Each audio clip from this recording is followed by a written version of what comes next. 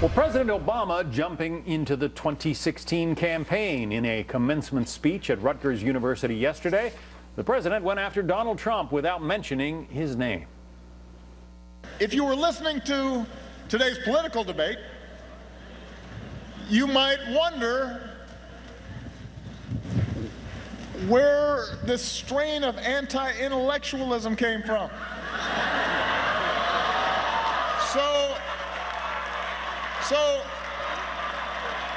So class of 2016, let me be as clear as I can be. In politics and in life, ignorance is not a virtue. Well, Mr. Obama has mostly stayed away from the race, but in speeches he's touched on themes that Democrats might use later on. And at the same time, Donald Trump could be turning a corner with a crucial Republican voting bloc. Social conservatives who initially opposed him now showing some signs that they could support the presumptive GOP nominee. Let's talk about this with our panel. Kevin McCullough is a syndicated radio host of After Hours with Kevin McCullough, and Leslie Marshall is a syndicated radio host and a Fox News contributor. Thank you both for joining us. Thank you, Heather. So, Leslie, I'll start with you. You predicted this, that the GOP would come around, so this obviously would not surprise you? No, it doesn't. I should have gone to Vegas with this, huh, Heather? But I didn't.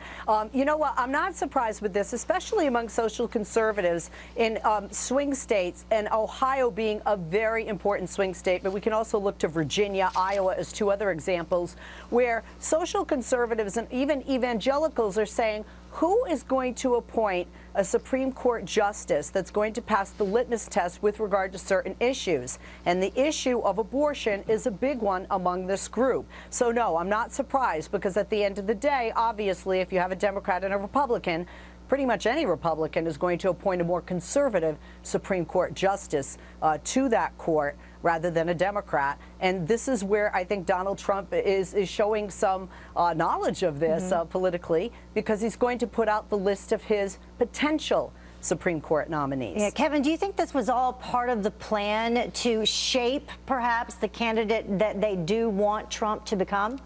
I think so. I think that never Trump is going to give us better Trump in the long run. And I think that I kind of part ways with other conservative talk hosts on this point, because I actually like bloody primaries. I want primaries to get really raw, because I want to see character tested under fire. And so what I think yielded Ted Cruz having such a big showing and 18 million people voting against Trump was Trump recognizing, in order to win, I've got to win over a lot of these people that are supposed to be on my side. Very smart move he's making, if it's true, that Leonard Leo of the Federalist Society is going to be his vetting chief for his Supreme Court nominees. You'll win a lot of never Trump people back if you get Scalia after Scalia after Scalia on the Supreme Court. And if you promise to do that in advance, that's as good as anything. Ronald Reagan called it personnel is policy.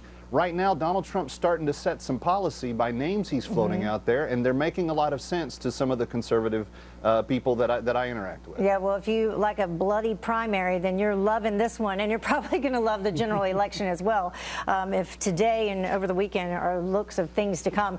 Leslie, what about that? Some of the names that are now being floated out there. Also, some names for a VP to run alongside him.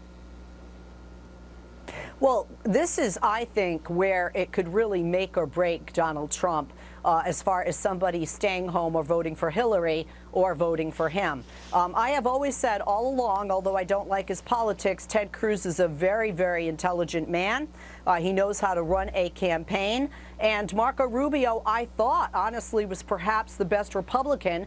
And although I don't put much stock in the polls, I think that these two people would have given Hillary a harder time than Trump. So I think he needs to have, in a sense, a Washington insider. I think he needs to have somebody with the knowledge of politics. And I think he needs somebody that is viewed more favorably within the House and the Senate by those that are GOP within the House and the Senate. So I think these would be potential examples, but I think he has to have somebody that's going to complement him. And quite frankly, that's not really easy to do. He's very different than any other candidate the GOP or any presidential election has seen. Yeah, you know, Kevin, not only getting conservatives to coalesce behind him, the rest of the GOP to coalesce behind them, but also trying to win over some of those Bernie Sanders voters, as he has not told them to commit themselves to Hillary Clinton. yet, saying that he is in it till for the long haul. So how is he going to do that?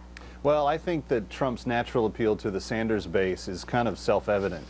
They want someone that is going to not be part of anything that's had anything to do with the current establishment. And it doesn't get more establishment than Hillary Rodham Clinton. I mean, two sessions as First Lady, a Secretary of State, Senator. She's been a part of it all. There's large questions about how the Clinton Foundation is ingratiated with foreign policy. I mean, there's all kinds of even if it's not real, if any of this stuff looks this way, that's just a natural turnoff to the Sanders crowd. Sanders is not going to be, Sanders supporters are not going to be lined up with, you know, Tony Perkins and Penny Nance and the people that are in the social conservative movement. But they will be attracted to Trump's outsiderism on some level. Yeah, the latest exit polling from, I think it was West Virginia, said that Sanders supporters would not back Clinton. 44% said they would vote for Trump, and 31% said neither. So we'll see what happens. Kevin, Leslie, thank you both for joining us. Thanks, Heather. Thanks. Thank you, Heather.